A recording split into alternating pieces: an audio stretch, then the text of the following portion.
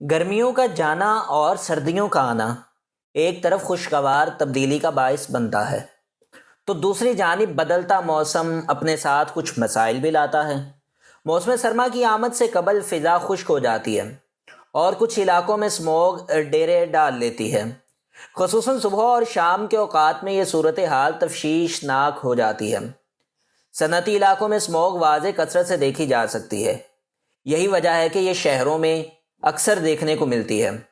بظاہر انسان دھند کی چادر تان لیتا ہے، لیکن در حقیقت یہ دھند نہیں بلکہ آلودگی ہوتی ہے، جس کی وجہ سے حد نگاہ بھی متاثر ہوتی ہے۔ تشویشناک بات یہ ہے کہ یہ اسموگ اگر برقرار رہتی ہے تو اس سے مختلف امراض کے بڑھنے کا خدشہ ہوتا ہے۔ یہ نہ صرف انسانوں بلکہ جانوروں، پودوں اور فطرت کی ہر چیز کو نقصان پہنچاتی ہے۔ یہ ایک فضائی آلودگی ہے جو انسان کے دیکھنے کی صلاحیت کو کم کر دیتی ہے۔ ماہرین کے مطابق موسم گرما جانے کے ساتھ ہی جب دھند بنتی ہے تو یہ فضا میں پہلے سے ہی موجود آلودگی کے ساتھ مل کر اسموگ بنا دیتی ہے۔ اس دھوئیں میں carbon mono oxide, nitrogen oxide, methane اور کاربن ڈائی آکسائڈ جیسے زہریلے مواد شامل ہوتے ہیں۔ کیمیائی طور پر اس میں صنعتی فضائی مادے، گاڑیوں کا دھواں، کسی بھی چیز کے جلانے سے نکلنے والا دھواں شامل ہوتا ہے۔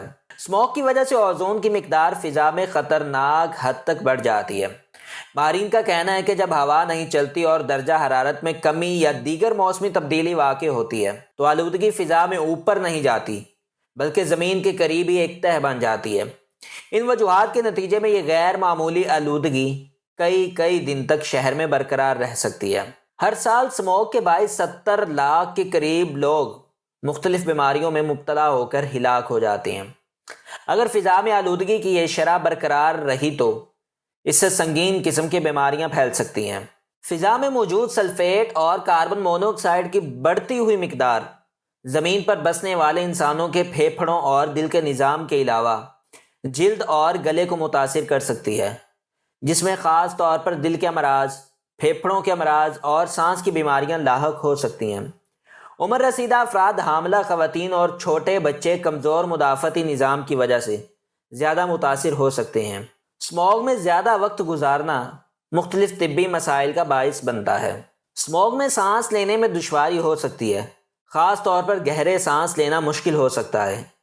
اگر آپ دمے کے مریض ہیں تو اسموگ میں جانا آپ کے لیے انتہائی خطرناک ہو سکتا ہے۔ اسموگ میں سب سے زیادہ آنکھیں متاثر ہوتی ہیں، جس کی وجہ سے ان میں جلن اور خارش کا احساس ہوتا ہے۔ خاص طور پر موٹر سائیکل سوار اور کھلے مقامات پر کام کرنے والے لوگ اس سے زیادہ متاثر ہوتے ہیں۔ ایسے لوگ جنہیں پہلے سے سینے، پھیپھڑے یا دل کی بیماری ہو، ان کے لیے اسموگ مزید بیماریوں کا پیش خیمہ ثابت ہو سکتی ہے۔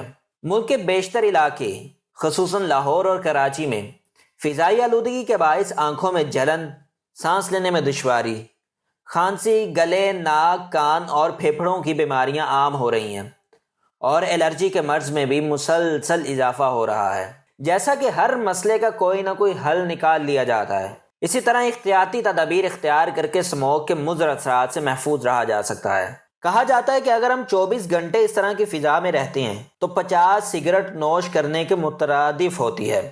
اوزون کا ایک یونٹ ہوتا ہے PPBV، پارٹیکل پر بلین والیوم۔ گورنمنٹ کی طرف سے ہر روز اس کی ویلیو بتائی جاتی ہے کہ اس دن ہمارے معاشرے میں کتنی اسموگ ہے۔ اگر اس کی ویلیو 85 سے 104 تک ہو تو یہ ان ہیلدی ہے اور یہ کن لوگوں کے لیے خطرناک ہوتی ہے۔ ان میں بچے، بوڑھے، دل کے مریض، سانس کی نالیوں کے مریض اور پھیپھڑوں کے مریض شامل ہیں۔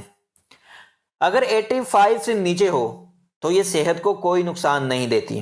اگر 105 سے لے کر 124 تک اس کی مقدار پہنچ جائے تو یہ پھر عام لوگوں کے لیے بہت خطرناک ثابت ہو سکتی ہے۔ اگر یہ 125 سے لے کر 204 تک پہنچ جائے تو پھر یہ ہر شخص کے لیے نہایت ہی خطرناک ہے۔ ایسے لوگ جو سینسیٹیو کیٹیگری میں آتے ہیں وہ اسموگ کے دنوں میں بغیر کسی ضروری کام کے گھر سے باہر نہ نکلیں۔ اگر آپ کی مجبوری ہے گھر سے نکلنا تو ماسک کا استعمال لازمی کریں، کیونکہ ماسک ہی ایک ایسی چیز ہے جو آپ کو آلودگی سے بچا سکتی ہے۔ اس کے بعد اگلی احتیاط جو سب کے لیے ضروری ہے وہ یہ کہ اسموگ کے دنوں میں گلاسز کا استعمال کریں، کیونکہ یہ آنکھوں کو بہت نقصان پہنچاتی ہے۔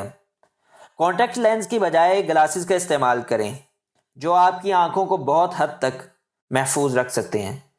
تو دوستو امید کرتے ہیں کہ آج کی ویڈیو آپ کو پسند آئی ہوگی۔ اگر آپ کو اچھی لگی ہے تو دوستوں کے ساتھ شیئر کریں۔ انشاءاللہ ہم ملتے ہیں آپ کے ساتھ نیکسٹ ویڈیو میں۔ اللہ حافظ۔